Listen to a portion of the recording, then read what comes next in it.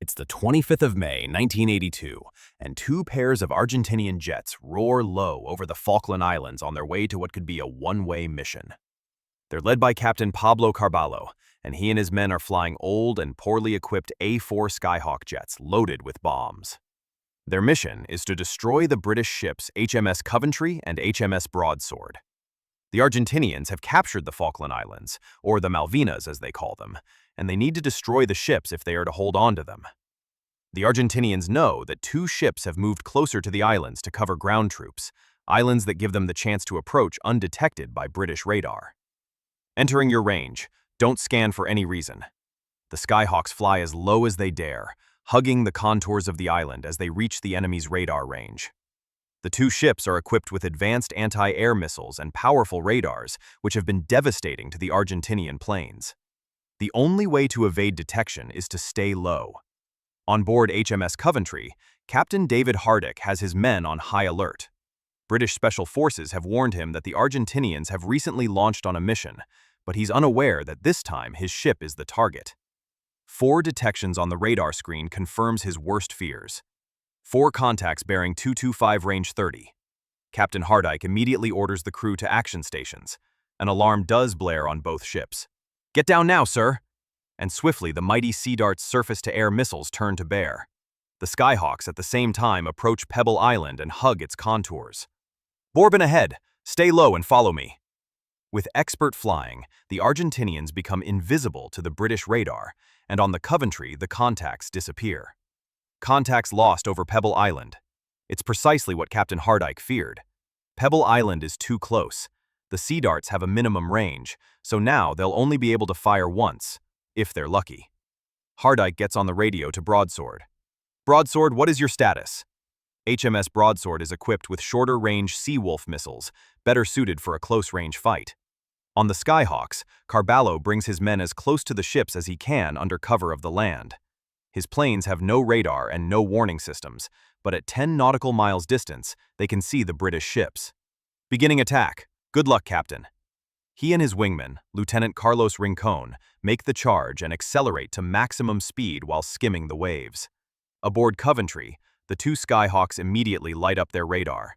2 hostiles bearing 192 low level. To add to the confusion, a British Harrier jump jet reports in. "It's in the firing zone. Captain, friendly aircraft 20 miles out." A British plane and enemies in the same airspace. Should he fire? In a split-second decision, he chooses the missiles. "Turn the Harrier away. Shoot missiles." But the operators still can't get a lock.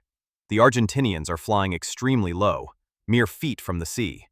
Carballo's canopy is covered in sea salt as he soars through the spray, so low that the radars struggle to track them. Aboard the Coventry, the men's hearts race as they see the enemy getting ever closer. The Sea Dart missiles are failing to lock. Captain Hardick feels the dread of a wrong decision, praying for Broadsword's Seawolf missiles to do the job. Aboard Broadsword, the men can see the targets. The Skyhawks are flying so close, the Seawolf's radar detects them as a single aircraft. They lock the target as the Argentinians barrel down towards them. But then the single contact splits into 2, and the 2 sets of coordinates crash the missile guidance system. The missiles are not responding. "Restart them." There's no time.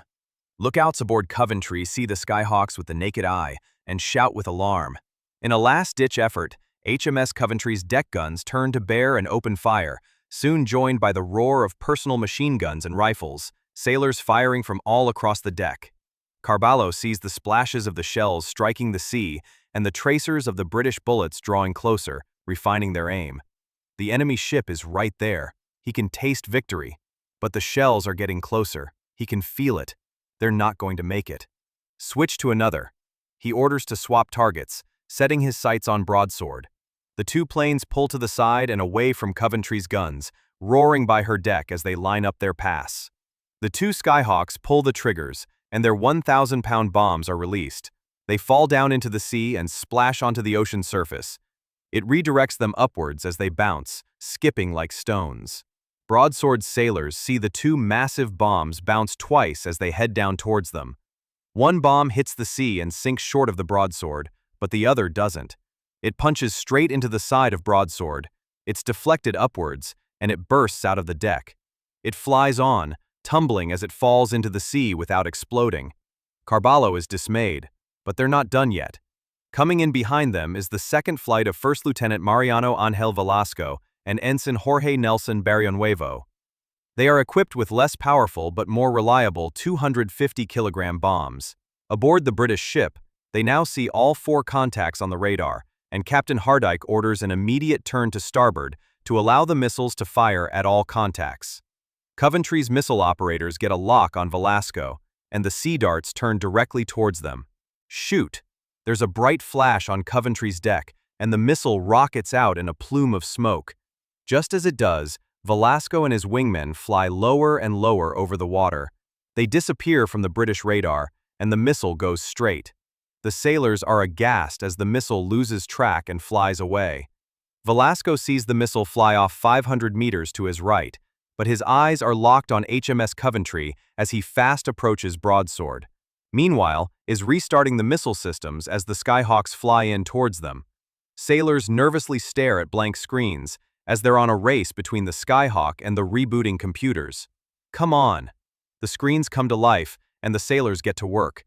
The Skyhawks are detected and appear on the Seawolf radar. The launchers turn, and the target is locked. But then, on their screens, they see HMS Coventry sail directly in front of the launcher. The Coventry is in the way. In their rush to cover all targets, they've blocked the only missiles that could actually fire. The broadsword's captain tries to maneuver to get a clear shot, but it's just too late. In the Skyhawks, Velasco and Barrionuevo are approaching their target. On the Coventry, Captain Hartdike orders all turrets fire at will.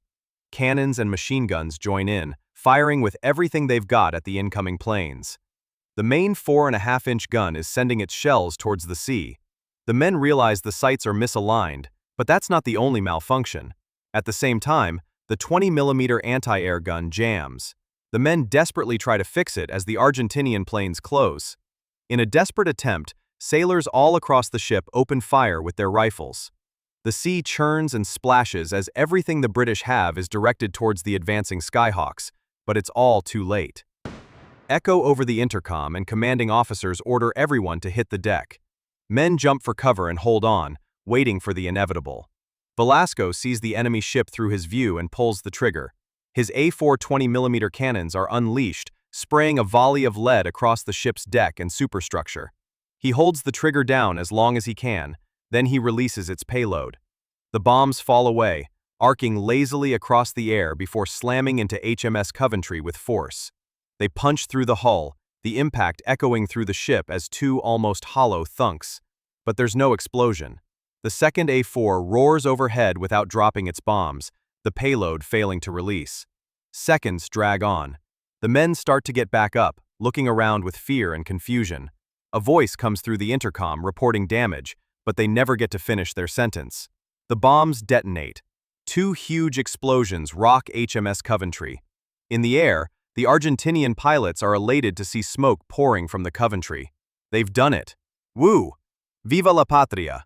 One explosion right under the bridge breaks a massive hole in the side of the ship and destroys the computer room.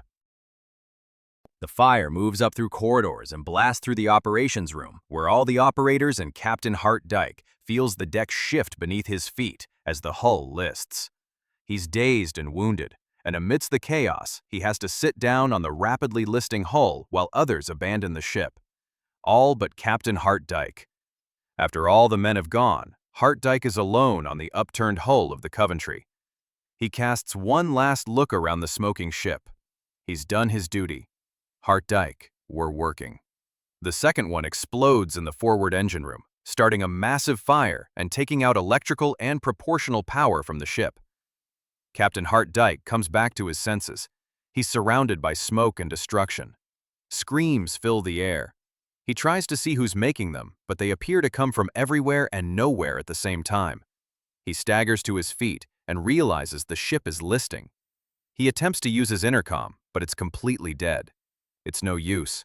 He needs to get out. Captain Hartdike slowly works his way through the smoke and corridors as he listens to the ship groaning and cracking underneath him. He manages, somehow, to find an exit and emerges into the cool air of the South Atlantic. Now, on deck, he's filled with concern for his men. But instead of chaos, he's met by an extremely professional evacuation. This team of sailors practiced this and are now springing into action. Men rescue their fellow sailors from the smoke-filled cabins and provide medical attention on deck as others prepare the survival rafts and help more sailors put on their survival gear. And finally, as the last man aboard, he enters the last survival raft and drifts away from his command. Due to the professionalism of the British, 170 survivors would be picked up from the water by HMS Broadsword and the British rescue helicopters. But tragically, 19 lost their lives in the battle. All of the Argentinian pilots make it back to base and land successfully. They'd done it, but their victory did not turn the tide of the war. For another great modern air battle, check out this film on when MiG-29s ambushed Eagles in Iraq.